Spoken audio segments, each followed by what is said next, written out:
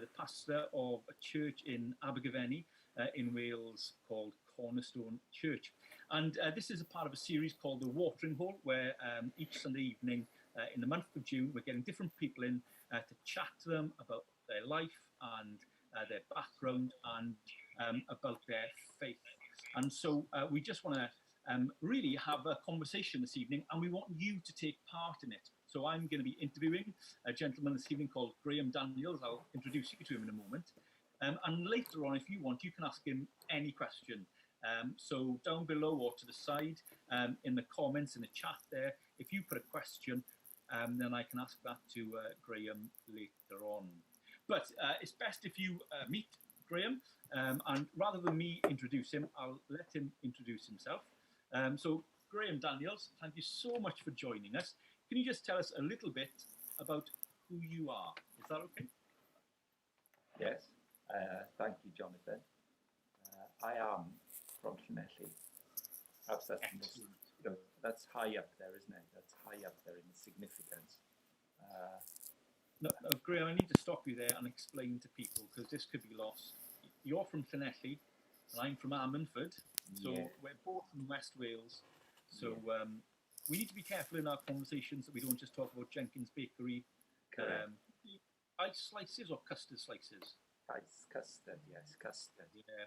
There we are. But we'll leave all of that for now. Let's leave that there then.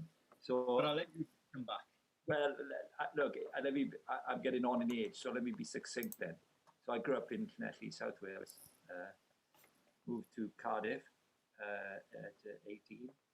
I played football at Cardiff since I was 16. Went to uni, combined them till I was 21, moved to Cambridge to play. I live in Cambridge now. My wife Michelle and children have grown up here. So I've been in Cambridge 37 years, I think. Converted to Christ at 21 whilst playing football. And then, of course, there's lots of years behind now and after that. So I don't know. Did theological training in my later 20s. Carried on playing semi-professional football, managing football teams in my 30s. Part of a church plant in a new estate outside of Cambridge. And then at 40, combined two things really. Moved to a church called St Andrew the Great in the middle of the city, sort of student-type church. So I've been there 18 years, 19 years. Became the director of Christians in Sport at the same time when I was about 40, around the age of 40. And perhaps the only other thing worth saying in the context of our conversation is when I was about 50, children had grown up, wondering quite what to do with investment of time. So I became a director of Cambridge United Football Club, where I played. I've been quite heavily involved there really in the last 8 or 9 years. So working at St Andrew the Great, director of Christians in Sport, volunteering at St Andrew the Great on the staff, associate staff, director of Christians in Sport, and the director of football at Cambridge United. That's it. Wow. Does that help? Yeah, it's great. I mean, you sound like a very busy man.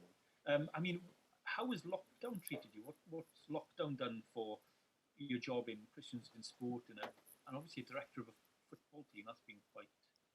Yeah.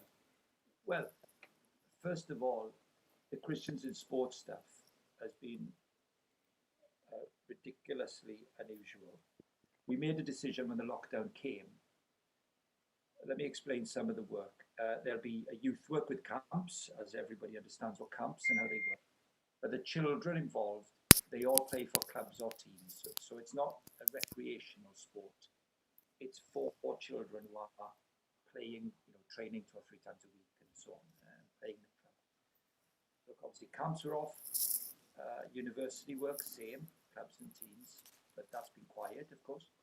So, and then there's the elite side, if you like, the professional sports people.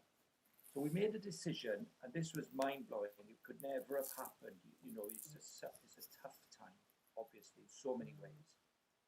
But I guess you have to say, what's the Lord going to do with everything? And we thought, well, what will be different? And we thought, well, people won't be going out much.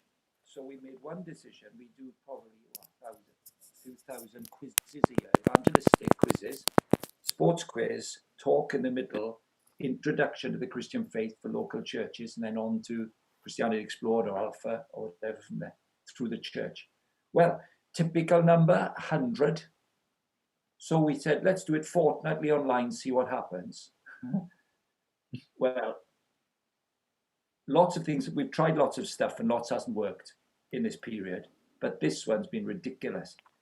We've averaged 400 teams, 2,000 participating, but this is the thing that's blown us away.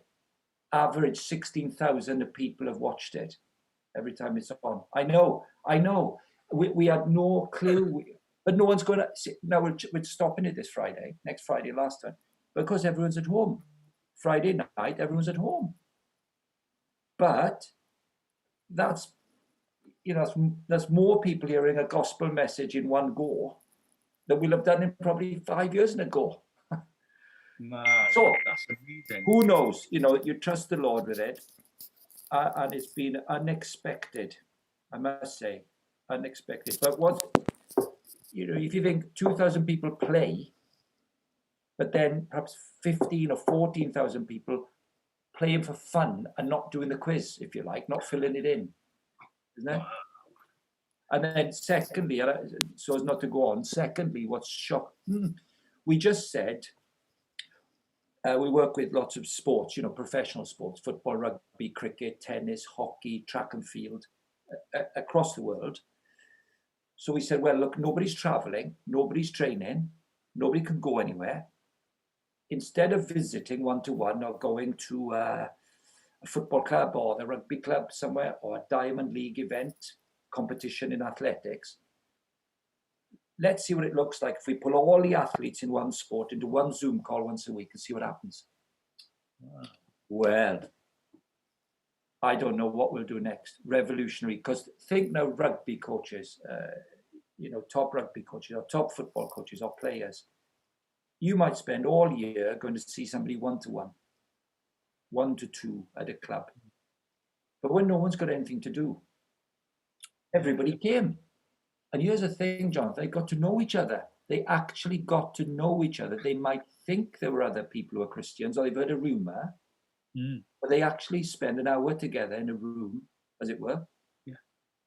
And who knows what the consequences of growing peer trust will be in a range of professional sports. So, longish answer, but it's been a dramatic period in some ways that we weren't expecting. Yeah, it is interesting. I think kind of people going online, Zoom, YouTube, and things like that, it does seem to have changed lots of things in this moment. What about the football club? I mean, there's been big debates about when football clubs can start back. Can they survive? Yeah. Because are you League Two, I think? Yeah, League Two. Well, that's been, you can imagine the learning curve of this now. So the most important thing probably to frame my answer is that we're mid-table in League Two, Cambridge United. So we're not going down, whatever happens, and we're not going up. So in that sense, it means nothing to us to keep going, in that sense. Yeah. So we've been neutral in it all. League Two were the first to decide in the English Football League, Championship, League One and League Two. League Two were the first to agree. We thought the season was over. Let's not worry about trying to get back. Very simple things. There's lots of businesses have faced. We could furlough all our staff to a certain amount of salary. Well, we can't, if we play without gates and we have to pay all our staff, we go bankrupt. End of. Yeah. Like loads of businesses. So basically, we've probably spent every Friday morning for 90 minutes as a board with the head coach and so on, trying to monitor what's going on. But instead of being tedious, the bottom line is we could probably stay solvent for 6 or 9 months because the furlough scheme as it stands. But like probably 30 other clubs in lower leagues, we'd go out of business if there were no crowds and no income. By Christmas, it'd be very hard to survive, as it would for many, many teams. So at the moment, relaxed, but the truth is none of us know what's coming over the next year. Not really. Yeah, it's amazing how this has just affected everybody across the board. Yeah, Yeah. it's huge. And it makes you think, Jonathan, I mean, from the football point of view, and Christians in Sport, which would basically be a parachurch charity, charitable organisation. In both those cases, I think the business of football and a charitable sector, I would think the big issues aren't this year. I think the big issues are next year and the year after that, economically, I should think. No. And it would be interesting later on perhaps to talk a little bit about how that can affect people. And it might be good to come back to that. Hey, but Graham, let me take you all the way back to Llanelli, to when you were a boy. Now, when I think of Llanelli, I'm going to be honest, I think of rugby. I'll be honest with you. I can still remember the first time I went to Llanelli, and I just walked in and saw the pitch, and it's hallowed ground. But you're a footballer, so how did that happen? Well, you couldn't be a footballer at school, that's for sure. It was a grammar school system, so with lots of peers, very sporty peers. I was at Llanelli Boys Ground. So no football really, was very much scorned on. Rugby, cricket, and a bit of athletics, perhaps. I played rugby right through school, to Form 4, Year 10 as it is now. Played football at home, with the local little team, but football was tiny. And you're right, it was the 70s. But you were allowed, the school had a first team, 6 formers, and you're allowed to play in what's now Year 11, really.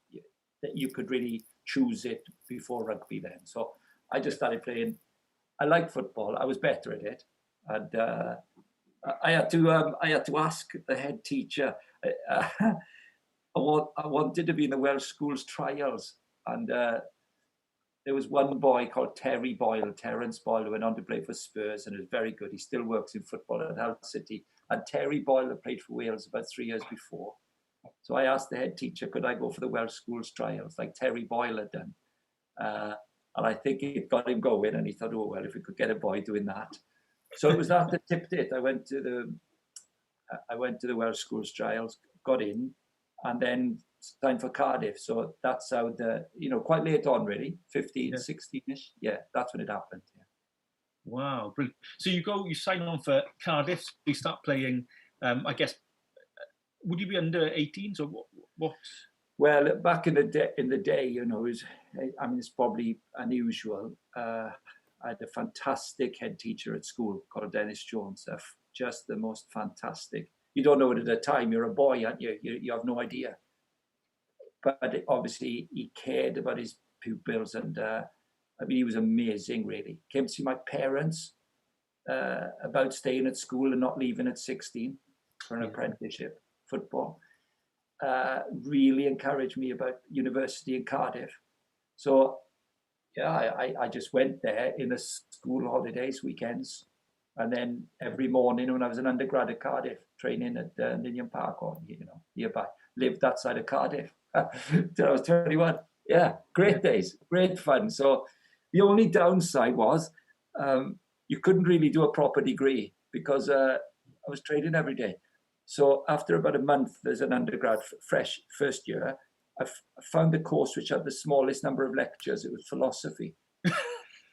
It was. So like 4 lectures and 2 seminars or something. So I ended up doing philosophy so I could play football every day. Totally unemployable at the end of that. It's brilliant. That's brilliant. Totally unemployable. So you Cardiff, you do your degree, you play for Cardiff City, again, look, Llanelli, you're playing football, not rugby, and then you're going to Cardiff, not Swansea. Anyway, look, let's leave that there. I know. And then you go over the border. I guess you go over to Cambridge after that. Yeah. Well, just moved there. Finished uni, and I was playing for Cardiff. Didn't want to keep me, so I wasn't good enough. I was an average player at best, and I played for a team called Cardiff Corinthians. I graduated. I studied a postgrad thing, and I was playing for Cardiff Corinthians in the Welsh League in October. And I just got one or two offers from clubs, Bristol, Cambridge, and I played a couple of games for Cambridge, and I thought, well, the truth is I went because I saw their left winger. I was a left winger. Yeah. And Bristol Rovers was the other alternative, and their left winger was very good. I watched him, he was really good. And he was my age. I saw the Cambridge boy. I saw a first team game of theirs, and he was all right, but he wasn't as good as the Bristol one. So I thought, I didn't fancy going to Cambridge because it's too far away. I was living in Cardiff. But I thought, well, I think I'll get in front of him. So I moved to Cambridge, to play. Yeah, so I finished uni. So I came to play football then, really. Yeah. Brilliant. And so you played, and then I think you did management and training and coaching, and now you're a director. Yeah, I mean, if you're any good at football, people know your name. So no one in the world will know my name. So I was just your average Joe Bloggs who played football for a while. I was all right, I think I've spent my life trying to do this, with young boys particularly. It's not a big deal, but you can't help it. If you're the best boy in school at rugby or football, say, for example, the popular ones, isn't it? The popular sports. Yeah. If you're the best kid at school, and then perhaps in your town or even in your county, even in your country, the odds of being any good at that Premier League football are tiny. They're just tiny. So, but of course, by the time you're 18, so this isn't so much, it's my experience, but this is about the work of the gospel to sports people now. But think of it now, put yourself back in a child's shoes, young person's shoes. By the time you're 15, if you've signed for a professional club and you're still at school, what it's like, you're the boy, he plays for so-and-so and he's so-and-so. Now that child's odds of being a professional are tiny. Yeah. But you are that person. You're not a human being first. You're a footballer first or a rugby player first. And that's who you are. And that gives you credibility. And so I can remember coming back to Llanelli at the age of 21 to finish uni. I was on the books of Cardiff. New manager said, we don't want you graduated. No, we're not going to offer you a job. I can remember coming home that summer after uni, and every summer since leaving 3 years ago, and then every summer in the sixth form, I still love going into town because people would say, how's it going to Cardiff? How's it going? Oh, whoa, full of it, isn't it? Because it's an important feeling. I didn't go to town for 2 months because I didn't want anyone to see me and say, how's it going to Cardiff? Because I'd have had to say, I'm nobody, because it felt like you're nobody. So I know we haven't got to this yet, but, in terms of the Christian good news about who you are and what your identity is, I know I'm quite passionate about this, Jonathan, but, the world, I feel, I must be, as far as I can tell, because I'm nearly 60, I've spent my life trying to explain the gospel of Christ into the context of professional sport. That's been the vocation I've had. And sometimes always I want to say, put yourself in the shoes of a kid who everybody wished they were that boy if they like sport, but actually he's not good enough when it comes to the crunch. Or even if he plays, for Man United or Arsenal or Liverpool, plays for Wales 100 times, you'll still at some point be the bloke who used to play for Man United. An identity, because that is huge, isn't it? Yeah. Next week, I'll just give a quick plug now. Next week, I'm interviewing a gentleman called Christian Dimond, and he was, a great football player as a schoolboy. Again, he played for Cardiff City, went to, I think, Crystal Palace. When he was at Crystal Palace, Tottenham wanted to take him. I think Inter Milan wanted to take him. Big money. They were going to pay him enough to pay off his mother's mortgage. Just phenomenal. Yeah. And an injury, just a small kind of, mid-game injury going for the box over his ankle, and it was all taken away. Next week we're going to chat to him about how he handled that, and it was difficult. He really lost everything. No one wanted to really talk to him. His identity had gone. So let's find out, because it'd be good to know how you got through that and what it was. You're saying, it's to do with the gospel and your identity.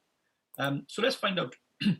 Let me ask a question. I mean, were you born a Christian? Is that kind of your background?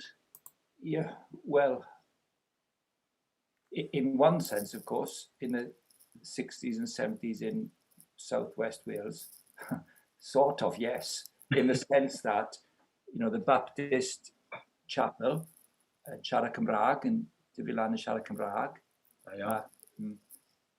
going to a Baptist chapel with my mother and father. My mother was definitely a keen Christian when I was a boy. My dad died a believer, but it was a cultural Christianity. It had not necessarily, the gospel wouldn't have been, I wouldn't have heard the gospel necessarily as a boy, but went to chapel. So grew up with that for sure, which seemed 30 years ago, didn't seem a great advantage, but today seems a massive advantage, because even the framing, isn't it, of a God, where you know something of him, is absent so often. Privileged to be framed by that. But I think probably what embedded the passion, perhaps what God used, I think, to embed the passion of my life in me was a number of people who you'll be familiar with from Ammanford as a young man, were at my school, all a bit older than me. So the Adams brothers, Kevin, Derek, Mike Adams, a younger boy, but certainly the older two, and certainly one of Derek Adams, a real character, known at school for being unashamed of his faith, which of course was different to going to chapel. He was a bright, extrovert, older boy. His younger brother, very good at tennis, and I used to play his brother at tennis, Derek. And of course, these seem such trivial things, but in retrospect, of course, and in hindsight, and this is the way it is, it's finding common ground with people that gives you something that you can talk about that brings relationships. There was a boy in my school called, in my year at school, called Geraint Jones, who was an outspoken believer in the classroom, in RE classes, unashamed, striking John Treharn, who was a boy in my class, unashamed of his faith. So I was in the Welsh class at the grammar school. So, of course, meaningless names to many people, as is mine. But in the great economy of things, I was surrounded by people like this. And then I think what God used the most was simply, I was picked for the school cricket team and they were short. I thought I was in because I was good, but they were short. When I was in Form 4, Year 10, and Gwion Jenkins was a boy, probably in the upper sixth at the time, who was sat by me on the bus from Llanelli to Cowbridge, 50-mile trip. I didn't bat or bowl, I was third man, I didn't do a thing all day. I didn't have if you're not into cricket, I was there as a spare part. He very kindly sat by me in the minibus because I didn't know anybody, because they're all older than me. And on the way back, he said, what did I get up to at the weekend? It was a Monday. I said, well, I played cricket Saturday. I didn't do anything Sunday because everyone was in chapel. I was about 15, so I didn't go anymore, you see, to my mother's disappointment. And I said, what did you do at the weekend? He said, well, I played cricket Saturday for Llanelli and went to church Sunday. I said, you still go to chapel? Chapel. You still go to chapel? And really, if you don't hear anything else in this interview, from me anyway, hear this. An 18-year-old man, boy, said to me, he coloured up a bit, and he said, well, I said, why did you go to church? I must have been aggressive, you know. He said, well, I went to church because I followed Jesus. I never forget it. And I said to myself, we're just outside Cardiff, and I said to myself, 45 miles to go. I'm done for. I found out later that Gwion, when he went home, his mum and dad said, how was the day? And he'd scored a lot of runs and everything. And he looked a bit downcast, and he said, what's the matter then? You played well. He said, right, try to tell a boy about Jesus. And I really blew it. Well, I was that boy at 16, and it never left me. Football, I was just started playing, see? Just started thinking I was going to be, my dream job. I was going to play for Liverpool, sorry. That was my dream. And between the ages of 16 and 21, Gwion Jenkins, when I left Llanelli, wrote to me, visited me in Cardiff, kept in touch before emails and texts, wrote, sent me things. And I was 21 in Cambridge, and I played football against my boyhood hero. Kevin Keegan was my boyhood hero. And Cambridge played Newcastle, at Newcastle, in what's now the Championship. We lost 2-1, but I scored, and it was like a dream come true. And all I could think of the next day, all I could think of was what an anticlimax it was. And all I could think of was Gwion Jenkins, John Treharne, Geraint Jones, people who had something I'd never, ever touched the edge of. It's a long story, but it really matters that it's clear that all I've learned from that, and have probably sustained for 30 years, is that people who are Christians, who have met Christ, need to entirely and completely engage with the culture. What are you good at? What is your passion? What are the natural graces God has given you with your ability? Don't negotiate out that people can't meet Christ. Imagine Gwion Jenkins saying, I really blew it. God, complete control of history, isn't it? Mm-hmm. So that's how it happened. That was the broad brushstroke towards it, really. So, I mean, it's amazing, really, because, you're brought up in a chapel, but by the age of 15, you decided not to go. So in some senses, you've kind of grown up with it, I guess. Yeah. And then you've got these Christians around you. Yeah. You get this conversation with Gwion in a minibus, and just start a process of him writing and sharing things with you. Yeah. You kind of think it all through, and I mean that's an amazing moment. The next day, realizing it's an anticlimax. Oh, I phoned him. Well, I know the dates, because it's one's autobiography, isn't it? It's October '84. I moved to Cambridge. We play Newcastle in November. St. James's Park. I'm thinking, Keegan, Beardsley, Whortle, McDermott. In that generation, they went back to the Premier League. They won the league.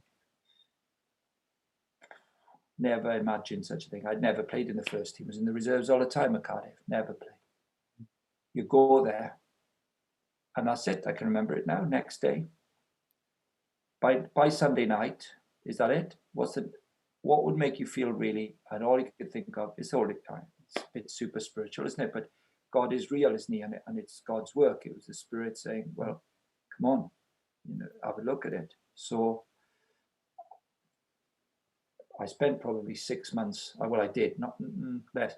By February '84, I was in Cambridge on my own, living in digs. The girl I later married, who I'd been courting, a Llanelli girl, Michelle, she was in Cardiff, I was in Cambridge. And I just started buying books. I went to the bookshop, a Christian bookshop, started buying books. Evidence Demands a Verdict was a big book then, and I've done philosophy, see? So I was thinking, well, this just is nonsense, it's make-believe, sort of Marxist angle, because you're young, isn't it? And working class South Wales, steel worker. My dad, father-in-law, worked in the mines, the Thatcher era, the miners' strike there. So, socialism would have been my starting point. So certainly religion is the opium of the masses, Marx. So I did a lot of reading. I had time on my hands. I was playing football. I finished my studies. I can remember to this day. And the irony of telling you this story, Jonathan, of course, is that when you've got children of your own, you want them never to have a dramatic story like this, because you want them to say, I knew Jesus when I was a little boy and I've never not known him. That's your dream, isn't it, for your children and your grandchildren? So there's no great shakes in having a story that's traumatic. The greatest story for me is never, ever not knowing Christ as your savior, really. But it's how it worked. I had a Bible from all levels. My dad had brought all my things from home, everything I had, everything from Llanelli, the whole thing from my bedroom, brought in the hire van, including my O-level Bible. I hid it behind the collected works of Karl Marx on my bookshelf because I'd never want to be known as religious. And I started reading it, November 83. And by February 84, the boys had a night out on a no game Wednesday, day off football.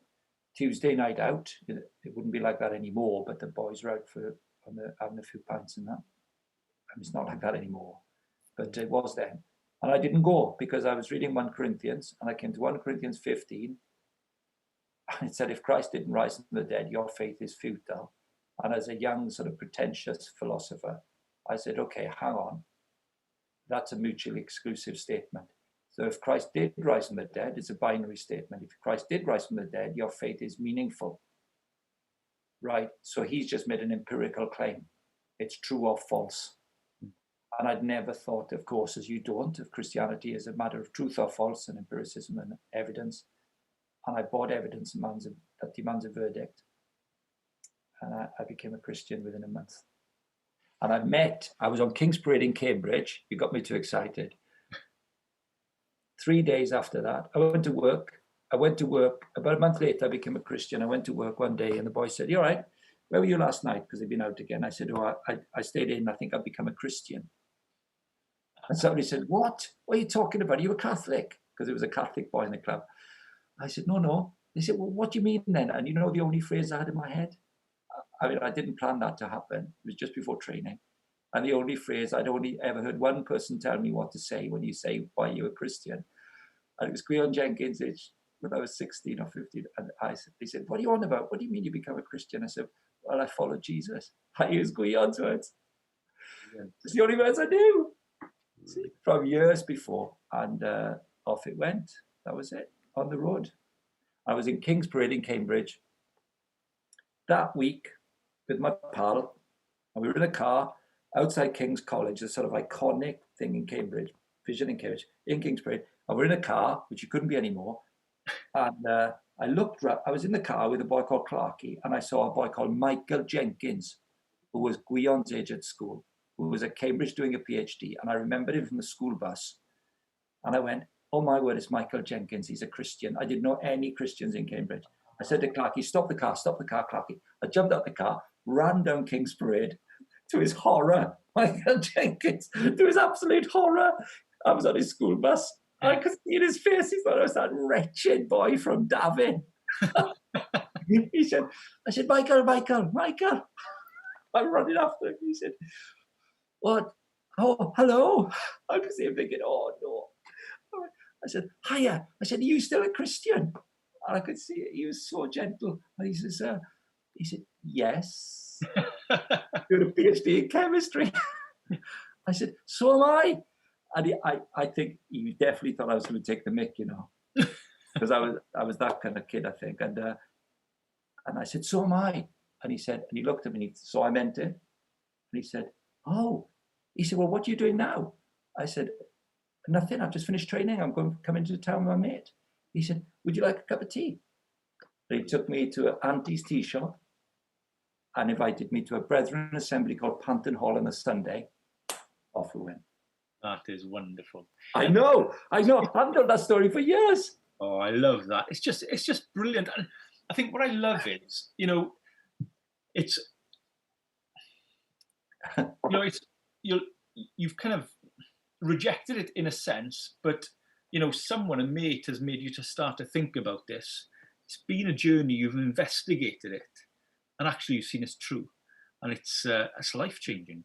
It's amazing. You know what though, right? You should have got me on a roll with this. This is February 84. So I phoned Gwion. I told him we're doing this tonight. He's in Llanelli, isn't he? He's in my scanner in Llanelli. He runs a church in Llanelli, having retired from his job. And He says, I phoned him up. I said, all right, Gwion. He said, all right. I said, good, yeah. He said, I've got some good news here. He says, what? I said, I've become a Christian. And it all went quiet on the other end of the phone, right?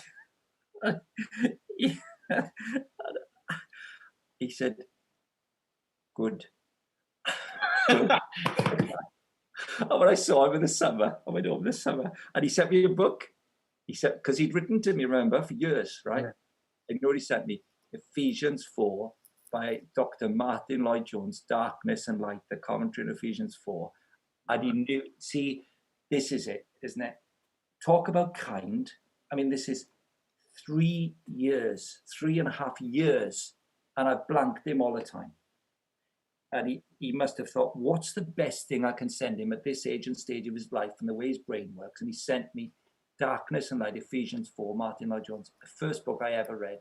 And I read the sermons, I was going, oh my word, how good is this? And I was just going through the sermons because I was training 2 hours a day. I was reading the sermons. I got home to Nettie in the summer, end of season, May, went to see him. And he said, Gwion and Helen Jenkins. And he says, he's married. And he said, listen, sorry for sounding a bit negative when you phoned me that night. He said, I just wanted to make sure lots of people have an experience, but I wanted to make sure that the experience was was God at work in you, and there was some clarity around it. And that's why I sent the book. And I thought, so if there's any lessons in this, and you asking me this story, it is just simply never negotiate, isn't it? Never negotiate for where God's at work. Just, it's so unspectacular to write letters, to keep in touch, to care, to ask questions, to love. Nobody in the world does that. Nobody does that duration for a stranger. And then he pointed me in the right direction and got me on my way. Yeah, wonderful. God uses the most humble people all the time, it seems to me, for the advancement of his cause. Yeah. And, you know, Graham, there could be people watching tonight who have got a kind of Gwion in their life. So maybe, you know, a wife or a husband or a parent. Could be a friend, you know, could be someone's sent them a link on Facebook, you know, and they're a Christian friend and they're watching this. And, you know, I guess the question is, what do you do with that friend, Gwion? How do you respond, isn't it? And I guess you read the letters, you know, and what, 4 years it took, you know, which is which is amazing. And one of the things we want to do with the watering hole, you know, is try and help people to kind of maybe not read letters anymore, but to find resources to help them. So one of the things we're going to do is next month on a Sunday evening, we're going to run something called Alpha, which is a course. We're going to do it on Zoom where people can come, watch some videos and ask any questions. So maybe what we'll do is we'll have a little ad break. Is that okay, Graham? I sound very professional. Yeah, of course. We'll have a little ad break to show you what Alpha is about, and then we'll come back and we'll chat some more about that. So have a watch of this.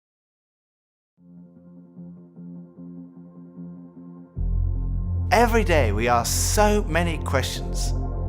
What should I wear? What's the weather going to be like? How am I going to fit everything in? But then there are those bigger questions, like why am I here? Where am I heading? Is there more to life than this?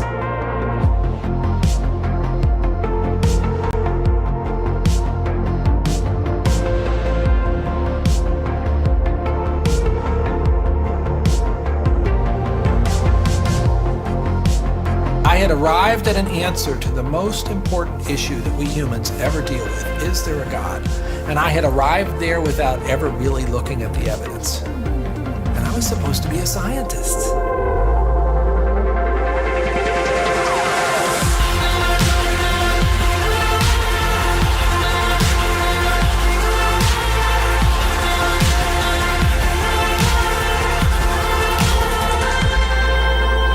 At 28, I had gotten many of the things that I thought I wanted. My girlfriend was on the cover of magazines, I had a Beamer, and I was so unhappy. It was a realization maybe that I would never find happiness where I was looking for it.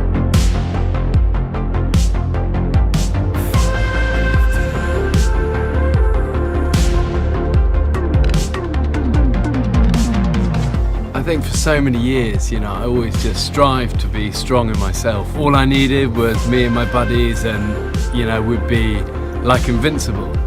But the truth is, none of us are.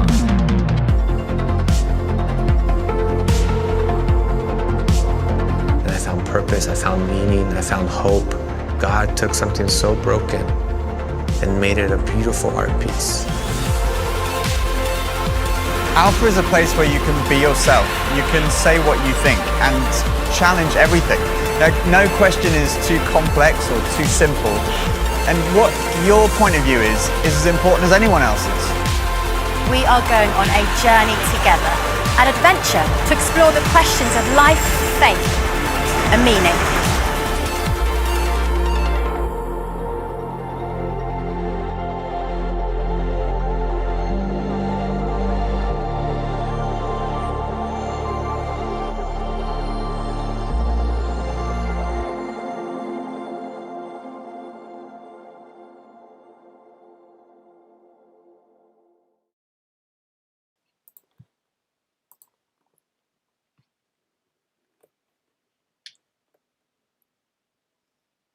Well, I hope you're interested in that. This whet your appetite.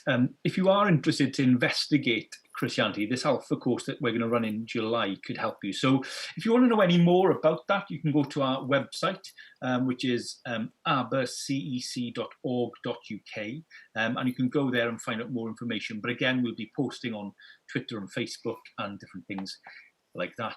But Graham, let me come back to you. We were talking earlier on about, really when kind of the sporting career was coming down, and really you talking about your identity then, kind of being in Christ. I mean, pulling two strands together, the earlier discussion about, COVID-19, people being on furlough, financial pressures for businesses and charities, and the struggles that gives, but as well, if you're a sports person, an injury or not making it into the team can be difficult. I mean, what are the pressures for sportsmen and women? I guess with Christians in sport, you deal with lots of people. I think we've probably got to the axiomatic pressure. The real foundation of pressure is idolatry. I mean, that sounds a bit over-sophisticated, but you've got to try and put yourself in the shoes. As I said at the beginning, if a sport is popular and a child becomes known for being an achiever in that, then they begin to believe that that's who they are. And then it's one-dimensional. It's a performance identity, you might call it psychologically. It's a performance mindset. I am what I achieve. Now, there's all versions of this, aren't there? If you're a very good-looking child, pretty handsome child, if you're a very clever child.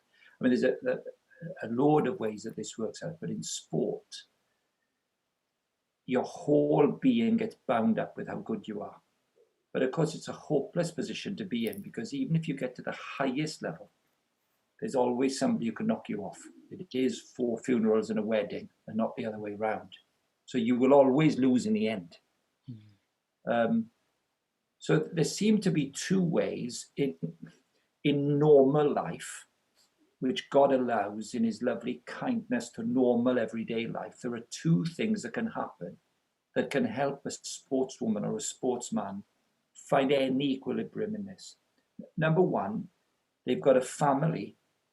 They have got parents who actually don't get too excited when they're a youngster and they're the best in Wales or something.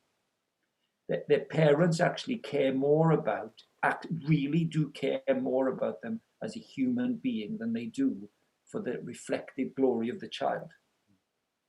And naturally, that provides a child with equilibrium. If you've got friends, the more famous they become, if you've got ordinary friends who aren't your friends since you became famous and so on, that gives you a degree of stability. And second, having a vision, friends and family like that will always be saying, you're more than this, so that when the injury does come or the retirement does come, you've started to think about what you'll be beyond the sport. Now, those two things are important. But this is where knowing Christ snaps the power of the idolatry of proving yourself through your performance. One, the gospel of grace is one that God loves you absolutely regardless of your achievement. 90% of the work of working with elite sports people is constantly driving home the gospel of grace without works. Two, once you know that you are loved independently of any performance at all, it's at that point that you see yourself. Well, let me just rewind. We want people to go to church, the local church, wherever possible. Our job is to find people who meet Christ or on their way to Christ or have met him, and find a pastor who will look after them. The more famous they are, the more important the way the church look after them is. They need to be with young and old, rich and poor, black and white. They need to be in a congregation where they're not more important than anyone else. And they get to taste all humanity, if you like, as the body of Christ. That is singularly the best thing that keeps a person strong when they retire from sport, to be in a great church. By a million miles, it's the most important thing you can give an athlete, a good local church. By miles, it's the most important thing you can give them. It's a vision of the future that you're more than an athlete. That's it. That's really helpful, because it must be a difficult transition to come out of that. And what you shared there about a God who loves you unconditionally is amazing. But I mean, what about the converse? I guess some people have struggled in lockdown because they couldn't play sport, and actually sport has been good for their mental well-being. Do you think that's true for the Christian as well, or does the Christian go, well, I've got Jesus, so I don't need sport? I think now there's a discretion here, Jonathan, isn't there? That at this point I've been talking about people who have got to a level of sport where they either make their living from it, they're paid for it, they pay their mortgage by it. So there's not just the identity thing, there's actually surviving, getting a new contract for next year if the wages are cut and so on. So there's that kind of person. I think we're talking about something more different now. Of course, there's something about good physical and mental well-being in exercising. There's something, if you've got a busy job or a young family and you're full on, there's something about having mates where you go out to play and you forget everything in life for 80 minutes or whatever it is. You forget the whole world, you just play. I think in the lockdown, that's a loss, the ability to play with others without conditions. But for the elite athletes, it'll be less about the pleasure of playing and more about the worry of your future. So I think there's a scale there. Yeah. It's helpful. Now, Graham, I'm going to open it up and remind people, if you want to ask Graham any questions, now's your time to put it in the comments. We've got a good 10 minutes left to ask questions. So if you want to pick up on anything that Graham has said, or you feel he hasn't covered something, then just pop it down in the comments and we'll pick up on that. But I think that's really helpful to draw that distinction. I remember one of the most powerful biographies I think I've ever read is Andre Agassi's biography. I mean, his dad just, it sounds terrible. I think he literally sellotaped ping pong bats to his hands when he was in the crib to get used to hitting, it's a big pressure, isn't it? And sometimes it can be a self-imposed pressure. Yes, on that one, I think now if we got really practical, we'll have meetings, regular meetings for parents of children in the performance pathway, whatever the sport, table tennis, badminton, cricket, football. The child, perhaps from 8 or 9, is in the governing body's pathway for elite sport. And mums and dads, particularly Christian mums and dads who we'll often work with, they've got to decide on a Sunday their child could be playing 3 hours away, riding 3 hours away, something. They've got 2 other children. Does dad go? Do none of them go? Do they all go? There's literally hundreds of parents who are Christians, in this instance, dealing with this. And so the most important thing, fundamental to this, is you say, in the end, your child has been gifted by God. She's a very good athlete. But in the end, it's a secondary, it's an addition to her humanity and the divinity of God.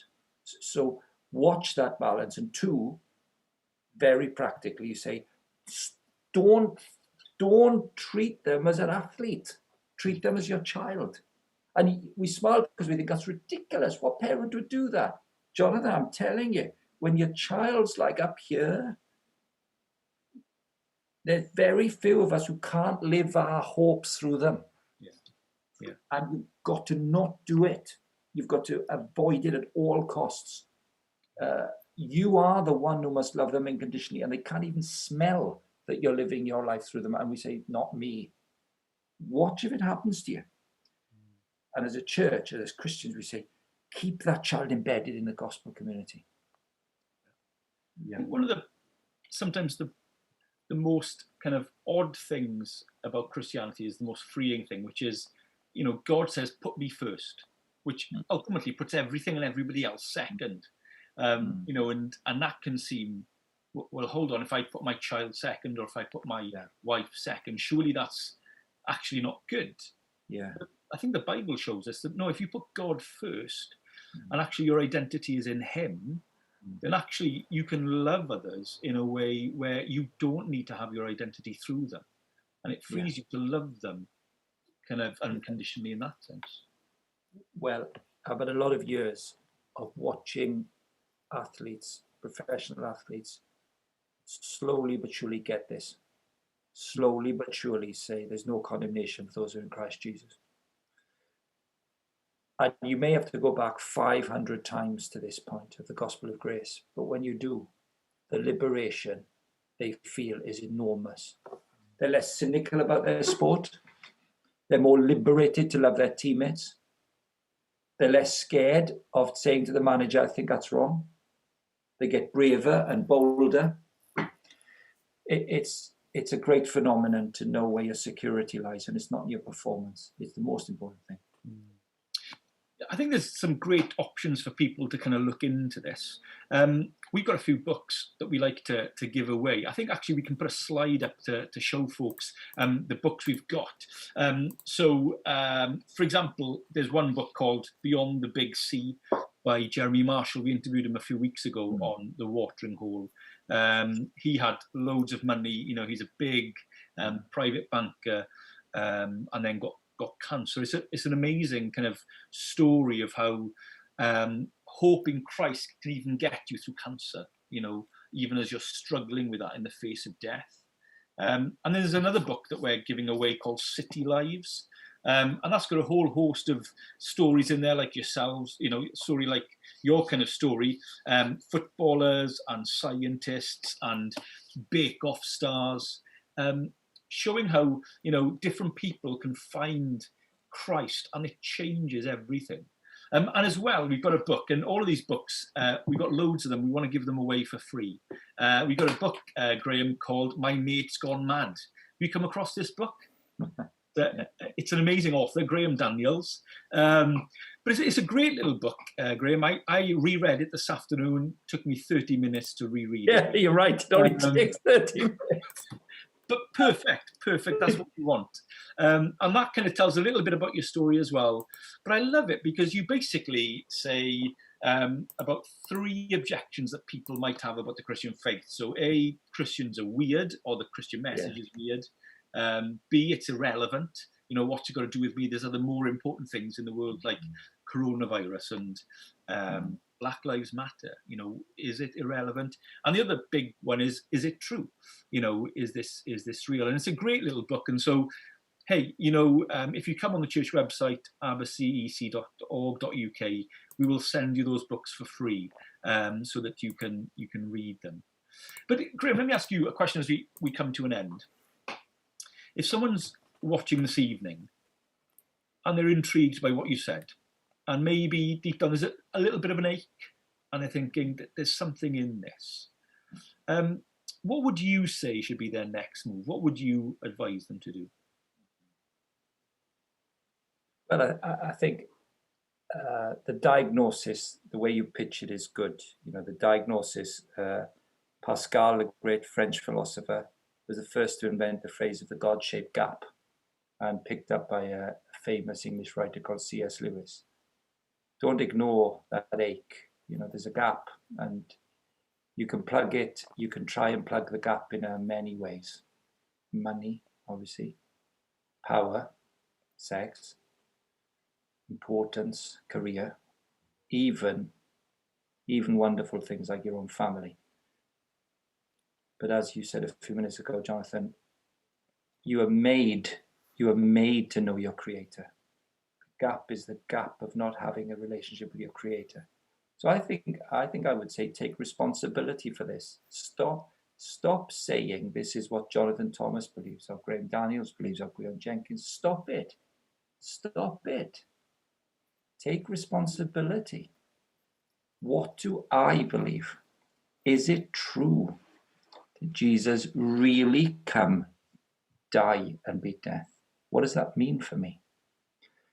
So in an age where it's not that pop, you know, we didn't get to here, and it's fine, but there's a lot of talk about how you feel these days, and not often a lot of talk about how you think. And I think that forces us to responsibility. Think about the things that you've heard tonight or that your friend has told you about, and resolve to act on them. Because what you'll find is that your feelings, the fulfillment that you desire, will be found by thinking clearly about who God is, who you are, and what He's done for you. And then the gap is plugged when you turn to Christ. And then you can align your whole life. You know, the fracture's broken. You can start to mend. And the liberation that follows is a liberation to love others in a way that you just didn't imagine was possible. And it leads to such great joy, doesn't it? Even in adversity. So take responsibility. That's what I'd say. If I was looking you in the eye now, I'd say, take responsibility. What has Christ done for you? Well, act. I think that's what I'd say. Well, Graham, thank you so much for joining us this evening. It's been great hearing your story. And to everybody else who has watched online, I'm so glad you came along. Again, please go on the website, abbacec.org.uk. You can email us there. You can get any of the books. We just want to send them to you for free. And as well, in July, we'll be running Alpha, so look out for details for that. But from me, it's been great. Hope to see you next week, same time, same place, where we'll be interviewing Christian Dimond about his sporting career and what happened when he lost it all at the age of 16. So we hope to see you then. Thank you.